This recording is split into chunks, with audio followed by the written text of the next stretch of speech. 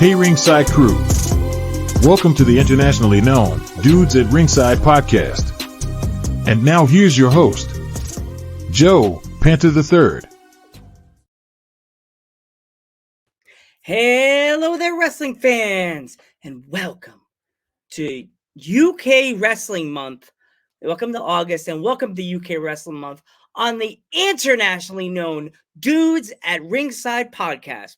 I am Joe Panther III, and man, over the years, I've had tons of awesome promoters and owners and wrestlers, and it always goes back to the very first person I had on the UK from the UK, Kiara. If you're watching this, if someone's making a clip of this, Kiara, I want to thank you so much for opening the door for me for the UK wrestlers, young and older. But today, as we open UK Wrestling Month and open another page of the UK wrestling scene here on Dudes at Ringside, I have a young lady. She's 16 and she's just getting herself known in the wrestling business. The last name is kind of familiar because that last name opened up the season this year. Let's give a warm Dudes at Ringside welcome to Maddie. Welcome, Maddie. Hiya. Thank you so much for having me on. I'm so excited right now. It's just, whew. Awesome. I'm so honored to open UK Wrestling Month as well. So I'm so honored to have you on because you're so young in the business. So like, what made you take this big leap into this big world of professional wrestling? So I've always kind of watched wrestling from a young age, but do you know during like the massive lockdown, I actually got separated away from my mum because she worked for the NHS and had to come and live with my dad.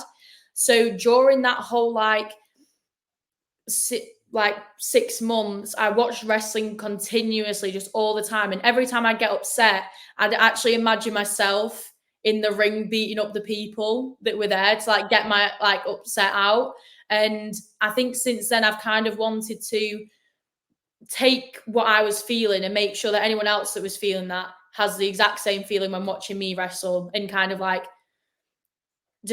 pass on my way of escaping everything onto other people.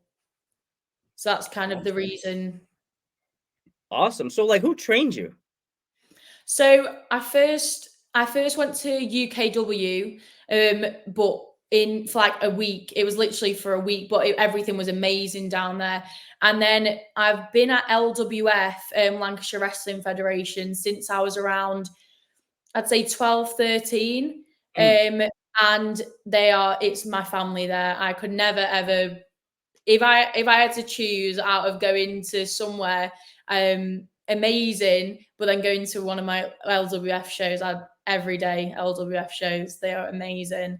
Awesome. That's good to know because I've got in contact with them a few times. We try to get a date, me and the promoter, but it's really hard because my time zone, your time zone.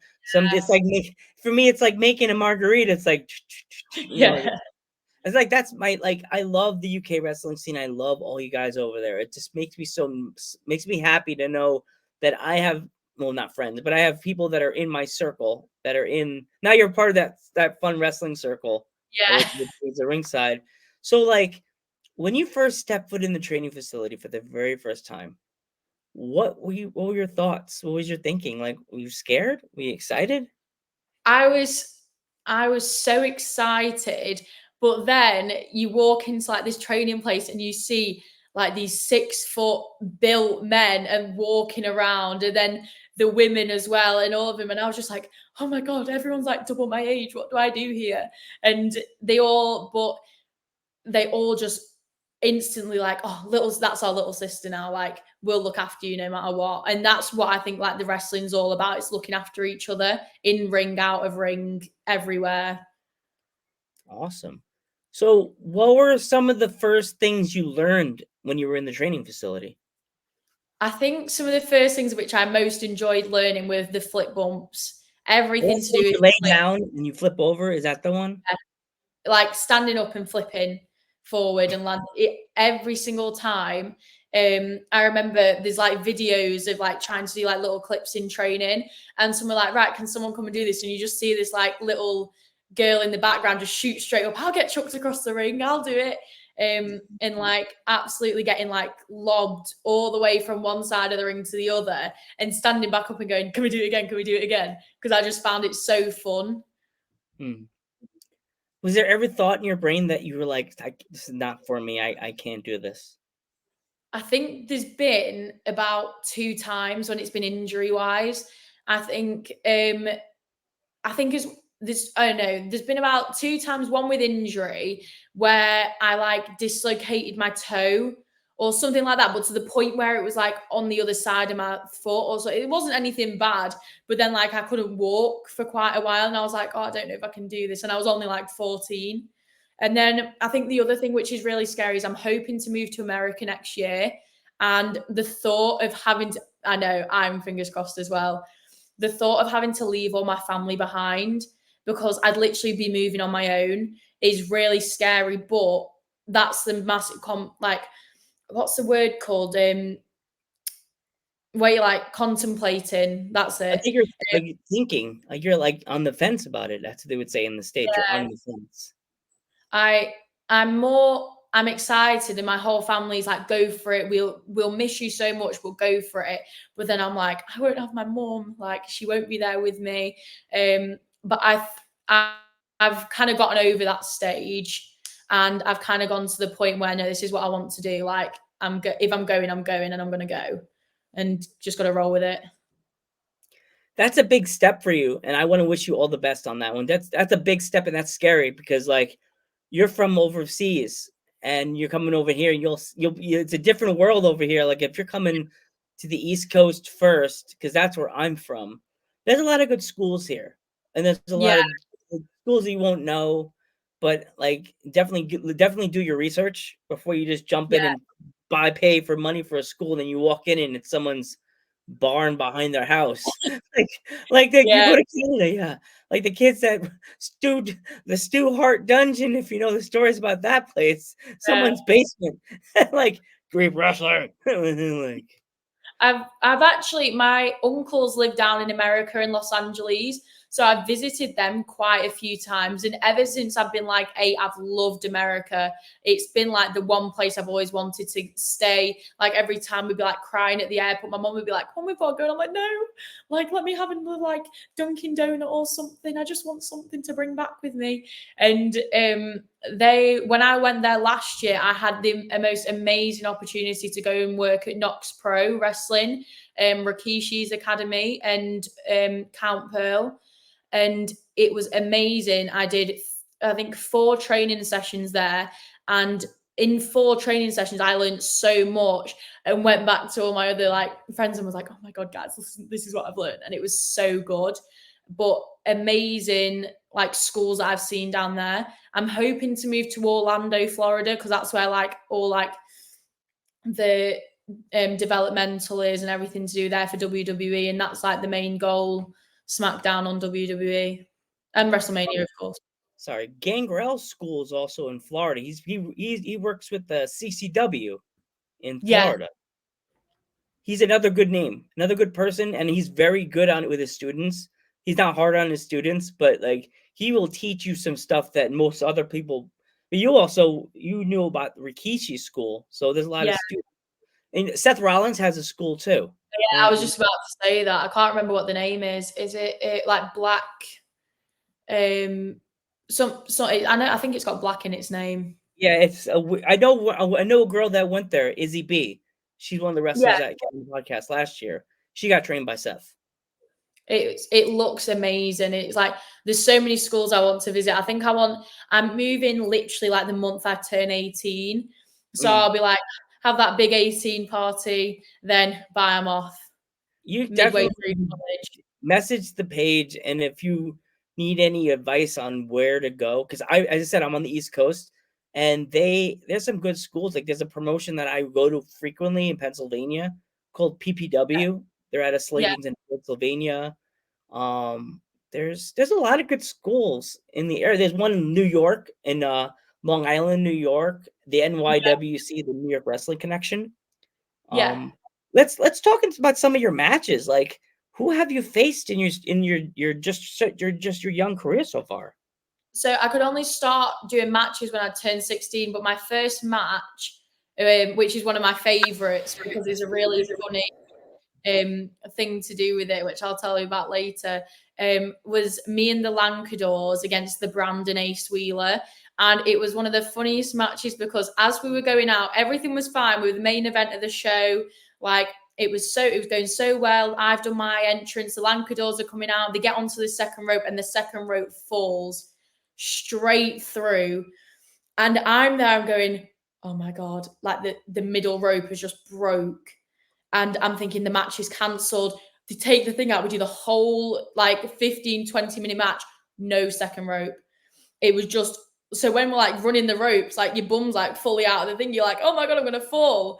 But that match was the match that made me do my top rope moonsault, which I'm actually quite glad the second rope fell through. So the original like thing that I had in my head was that I was going to do a moonsault where I like jump off the bottom rope, jump off the second, and then go, because I was way too scared to do it off like the massive top rope. It made me freak out. So the rope had broke, and Dave, Miraculous Marauder, and Mr. B, Paul, we were on like their things, and I said, what am I supposed to do for the finish? And he went, just do a standing one, it's fine, don't worry. And I went, I'm going to the top. And he went, yeah, all right, sure you are. Because I said the whole time, like, I'm never going up to that top rope. So it got to the end of it. They had like a brawl and gone to the back. Ace Wheeler's lying on the mat, and I thought, right, okay, going to the top. If I back down now, I'm going to like such a wuss. So I climbed up to the top, having to miss out the third row. It's like, but I'm like stretching like dead high to try and get onto this top rope and get onto it, do it. Like, it's literally like picture perfect, straight on. And 1, 2, 3, and we won. And it was the first match I've ever been in, because the comments that were like being passed throughout the whole thing. And then because everyone had watched me grow up in that company, because I've been helping out, cameras, doing everything, I got brought back out while everyone was still there. And then the tears started coming out. I was crying. Everyone was crying. And there was like 150 people there. And I could see over half of them, kids, adults, crying their eyes out. And then coming up to me after going, you did so well. We always knew you would. And I was like, oh, it was such an emotional day. And then I got a McDonald's. So it was all worth it. But what'd you get on the McDonald's menu? I love talking about food on the podcast. Oh, I absolutely love, and it might sound really weird. So I have a mayo chicken burger, extra lettuce, extra mayo, and then add a slice of cheese. And then when the mozzarella sticks are out, they're my favorite things in the whole entire world. When the mozzarella sticks are out, they're like chili sauce or sweet and sour something. I then put that onto the burger as well, and it is so nice. You wouldn't think it was, and it looks gross, but it's so nice. Did you say mozzarella sticks at McDonald's? Yeah. You're gonna be disappointed. We don't have mozzarella sticks on the menu at McDonald's in America. No, you don't. No, they don't. You're gonna be sad. That is such an upset. I have them religiously when they come out. They like come out for like 2 months, and every week we'll go and get three mozzarella sticks on the way back from a show or something like that. That's really upset me. There's a lot of pizza places in America that have mozzarella sticks on the menu, so you're just gonna have to change your tradition. Go to a local pizza. See, that's what I'm all about. Local small businesses. Oh yeah. I would suggest you go to the States. I live in a small town with one light in Pennsylvania. Find a local pizza place that's near your new house, and just bombard them. Be like, "I'll be your mozzarella girl. I'll buy like mozzarella person. I'll be your mozzarella girl." They're like, "Ma'am," you'd be like, they get that really thick Italian guy. But Madison, no one really buys the mozzarella sticks. I'll buy them. Keep them in stock. How much for a whole box? I'll freeze them. I'll put them in the freezer. The box is too big. I'll cut it in half. Mom, look what I bought. You bought a full case of mozzarella sticks, but it was worth it. It was on sale. What? So, let's talk about some of your other matches that you've had so far. Like who?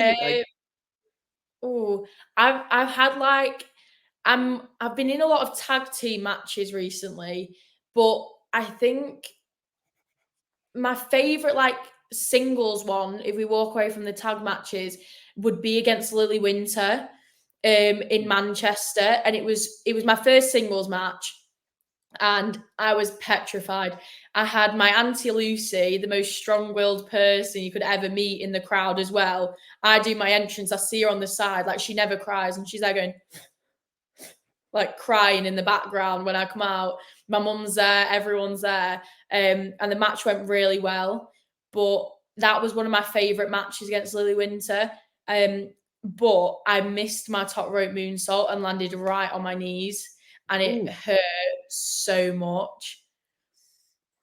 That video also was blowing up on Facebook.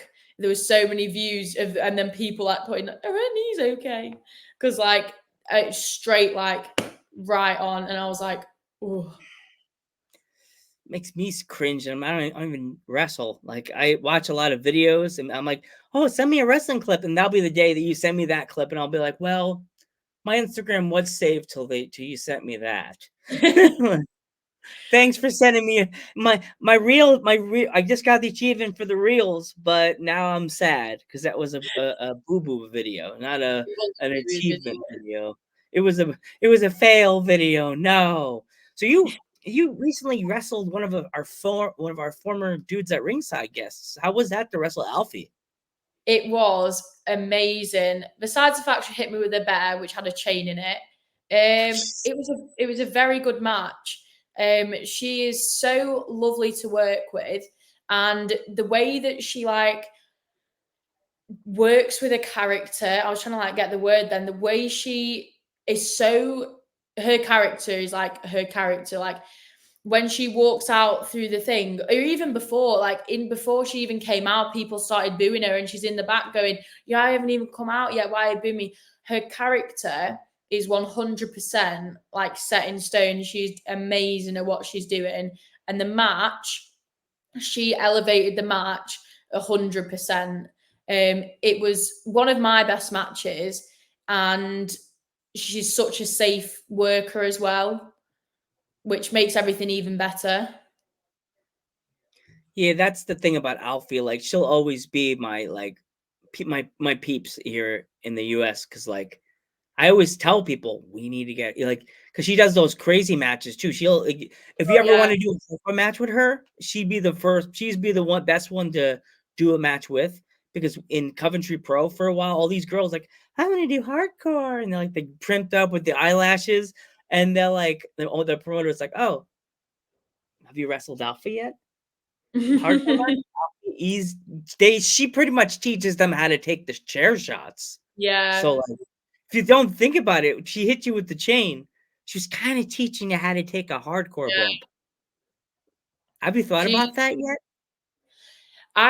I learn because I haven't had many matches against women, which sounds really bad, but in the industry that we're in now, there aren't enough women to have on every single show, like a full match. So a lot of mine, I'm chucked in against 3 blokes in a tag match, and I'll tell you now, they're the funniest matches I'll ever do. Tag matches at LWF, or where I'd choose anything was if it's to be in one of them tag matches.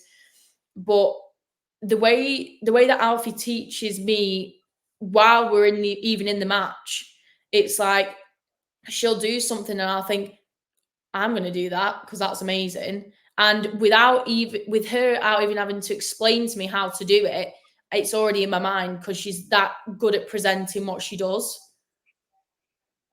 That's a good thing because Alfie is so. I'm like I've been begging wrestling promotions if Alfie comes on holiday, I'm like, come on guys, book her. If it's a deathmatch show and she's in, I would be wearing the poncho and I told my dad if we go to a deathmatch show, I'm wearing a damn poncho and with those plastic goggles and with gloves on. I'll be like, Joe, why are you wearing all that stuff? Do you want glass in your face? Yeah. No. Got that talented on his back. Oh. Would you go that route, Maddie, and do a death match, or would you stick in the hardcore division? I have had this conversation with my like wrestling dad, Paul. He's like one of my coaches at the minute. And every single time I've said to him, oh, please put me in a tables match. No, we're not putting you in a tables match. Oh, please, street fight. No, you're not going in a street fight match. Because it's like that dad and daughter bond. And it's every time I think, I want to do something dangerous. No. So there was a match that we had. I'll speak about another match I had, a tag team match. It was me and West Danger and against the Brand. I've been against the Brand 3 times now, and they were amazing. But I got told, do not do this dive because it is dangerous. Do not do it. So we did it without Paul knowing. And he, after it, you could see his face in the video. He went, but then like kind of like let it go because it was like a good dive. So he was like, I'll let it off. And then came to the back, gave me a hug, and then went, I told you not to do that dive, but it looks all right, so it's fine. And then he let me again. So I was like, I would have got told off if it was bad. Get grounded for doing a bad dive. You'll be banned from the ring for a weekend. No, Maddie, you can't come to practice. You go to your locker to change, you come out in your gear, and they're like, what are you doing here? I'm here for practice. You're grounded. What? Get back home. You have to be on a ring crew for a week, no matches. Yeah, I'm there stuck with a camera. You camera girl. You're reckless eyeballing because they make you be a camera girl at the shows. Yeah. You're like, yeah, I was party lipping everything, like watching everyone do the things, and I'll be like, I can do that. We're putting you on commentary. What? You joking? I'll get up halfway through a match and I'll just see Paul in the corner go like that, and like I'll just go sit back down. I'm sorry. You don't want to. Yeah, that's funny. So, Maddie, I want to if any of my fans want to like come to any shows if they're in the UK to see you wrestle, what kind of shows what kind of shows do you like? What promotion that you mostly work with so they could like if they want to buy some tickets? So at the minute, I am only working with LWF and Rascals Pro Wrestling, as I'm, like we said before, I'm young. I'm still in the midst of GCSEs, doing exams. So definitely, I think by the time this is out, I should be at other places. Hopefully, I'm starting to take new bookings around the end of June, something like that. So hopefully get that sorted, get that out, and then go on all the shows I can while I've got 3 months off school, and that should all be good. So I'm hopefully to work with Burnley Pro Wrestling soon. I've had Pro Squared Circle, OTP. I've had quite a few message, and I've had to go, I'm really sorry. I'm not in the scene outside of these two at the minute. BTW, Bolton Town Wrestling. I know they've got a show on coming soon. I think TWA, they're amazing. I've actually got a match against Jenny B next weekend. I know that she's very frequent on them shows. But I'm very excited for a match with Jenny B. That should be really good. After you pin her 1, 2, 3, tell her dudes at ringside I would love to interview her. I will, don't worry. I'll get the microphone and go, and Jenny B, you're gonna get interviewed by dudes at ringside. By dudes at ringside, and let her know that as well. You gotta subscribe to Joe's channel as she's on the ground and say, see, give me your phone. I'll show you how to do this. Yeah. Well, if anybody wants to follow you on social media, how can they find you? So I am on Facebook as just Maddie Morgan, Maddy, and then Morgan. And then on Instagram, Maddie_Morgan. But instead of, someone's stolen my damn name. And I can't put Maddie_Morgan. So now it's Maddie_Morgan with 2 A's at the end. Then TikTok, Maddie Morgan. And I think we've now just put a YouTube up soon. And I'm also on Instagram Threads somewhere, but I never use that anymore. Well, hopefully you could After we're done with the interview, I'll send you the link to my channel so you could subscribe to the Joe Panther Variety Show. I think I already am, actually. Oh, see? She's subscribed, fans. Maddie Do what subscribed. I do. Yes. Got to do like Maddie and subscribe.